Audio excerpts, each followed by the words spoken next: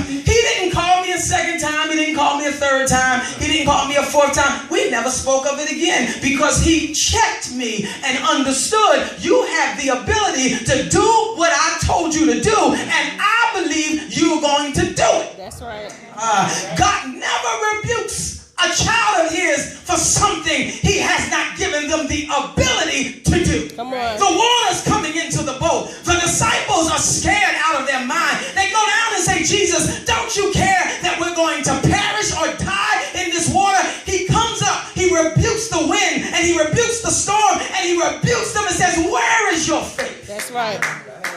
I've given you enough faith to believe that even when water's pouring into the boat, that you still are going to survive. I've given you enough faith to believe that even when it looks like you're going to drown, you still are riding with me, and I'm riding with you. You're still going to make it. That's right. That's right.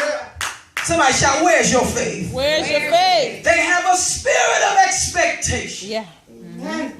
Whenever you gather in his name, you ought to have a spirit of expectation. Amen. Whenever you gather in his name, you ought to have an attitude of expectancy. That's right. Whenever you gather in his name, you ought to have some hope about yourself. You ought to believe that God is going to speak something into my life, that God is going to declare a word over me that's going to heal my situation, that God is going to declare something, and because I'm in the environment that I'm in, that my faith is going to increase, that my body is going to be healed. All God has to do is speak a word, and it shall come to pass.